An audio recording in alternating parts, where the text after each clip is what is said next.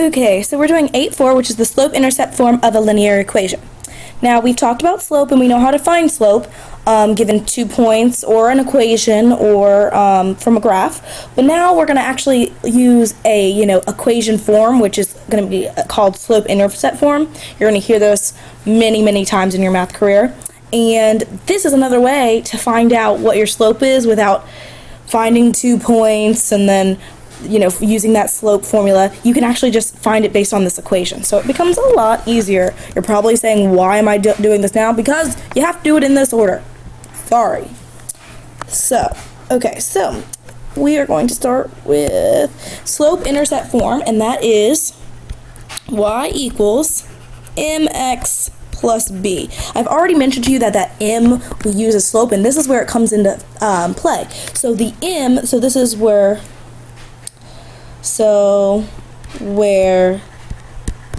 m is the slope, and b is the y-intercept. Okay? So x and y are obviously our coordinates, and then m is the slope and b is the y-intercept. Hence, slope-intercept form. There you go. Okay, so what's an intercept? An intercept is where a line crosses an axis. So we have the x-axis, we have the y-axis, so specifically, if you have an x-intercept, is where a line crosses the x-axis. Look at that. And so hopefully you can guess what y-intercept is. It's where a line crosses the y-axis. So in our equation, we're using the y-intercept. So it's where a line crosses the y-axis. I just kind of thought of something to kind of show y'all. I'm going to do this real quick. Okay, so I have that, and let's say we know that that right here, this is the y-axis, right? This is the x-axis, so it has to cross the y-axis. So let's just say that this was the point, and it was like some sort of line like that, assuming that I actually made it hit through that point. Okay, but what is that coordinate right there? So is it going to the right or left any? No, so that's going to mean x is 0, right? And we're going up 1, 2, 3, so that y-intercept is 0, 3. Okay? It doesn't matter where, if it's anywhere on the y-axis, x has to be 0 because it's not moving left or right. So just keep in mind, it'll come helpful later in the video notes, y-intercepts are always 0 and then the number that it crosses on the y-axis. So we have standard form, which we're not really focusing on, but sometimes you're going to see it already in standard form. Like this equation is already in standard form. It's obviously looks a little bit different than slope-intercept form, and we're going to get more into like the generic form of standard form, but x and y are going to be on the same side for standard form. But in this case, we need to change it to slope-intercept form. So what we're going to do is we want y to be by itself. So we've done that way long time ago, so we're just going to rearrange the equation. So I'm going to subtract 2x because I want to get y by itself. So I'm going to write negative y equals, and then I could do 5 minus 2x, but in our equation up here we have, that's not what I wanted to do. If we have, up here is y equals mx plus b, so I want the x in the front. So I'm going to do negative 2x and then plus 5, just rearranging the order. So now I need to get y by itself, so I divide by 1. So I get to divide by a negative 1 for this whole thing.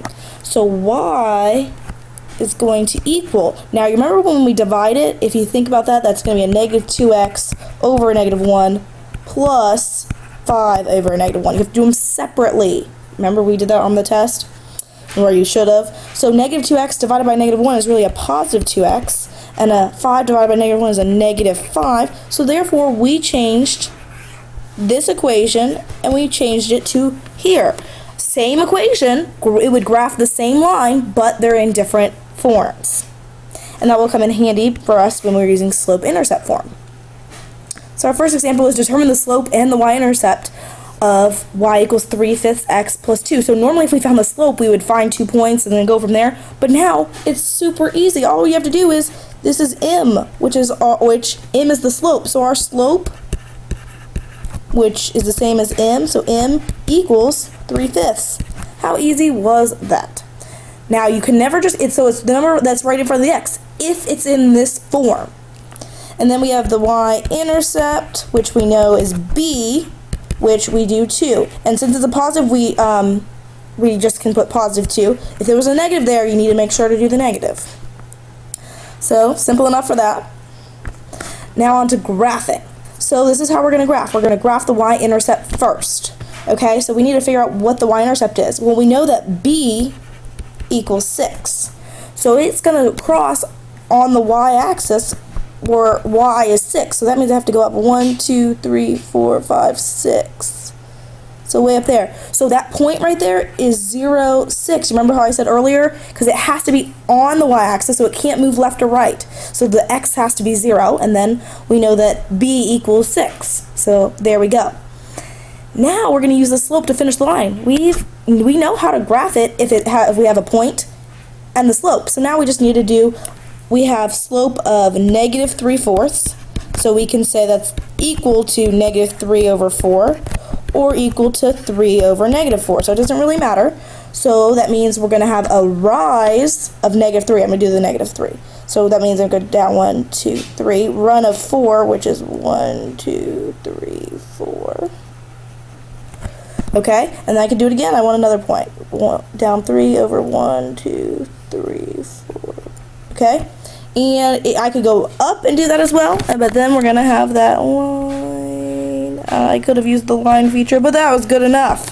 Okay, so there we go. We have that line. And there you go. So example 3, use only the slope and y-intercept to graph this, okay? So first we need to change it to slope-intercept form. So I'm going to rewrite it, 2x minus 5y equals 10. So we're going to subtract 2x. So we have negative 5y equals a negative 2x plus 10. What are we going to do? Divide by negative 5. And so we know that that's the same as negative 2x divided by negative 5. Plus 10 divided by negative 5. So keep that in mind. So we have y equals, okay, negative cancel out, so it's going to be 2/5 x and minus 2. So I got my equation right here. So my y-intercept, so b equals a negative 2, so therefore that's going to be 0. Negative 2 is the point I'm going to use. So 0, negative 2. And then rise 2, run 5. Rise 2, 1, 2, 3, 4, 5. Rise 2, 1, 2, 3, 4, 5. And connect the dots. Good enough. There we go. Hopefully y'all are getting the hang of this. Okay? Now lastly it says, lines that exist in the same plane but never intersect are called parallel lines. Okay? They're in the same place, so they never intersect, so they're just going to be right next to each other. Parallel lines have the same slope. Now, I just realized I totally forgot to write something else in, which is no big deal, because I'm just going to write it, and y'all can write it as well. So, example 4. Are these lines parallel? So what do we need to know? Oh, I can't spell. Parallel. And then I'm gonna put the 2 lines. So we have 2x plus y equals 8 and 2x plus y equals 6. So they have to have right here the same slope to be parallel. So we need to check and find the slope. Let's put it in slope-intercept form. So I want y by itself, so I need to subtract 2x from both sides. So I have y equals a negative 2x plus 8. Okay?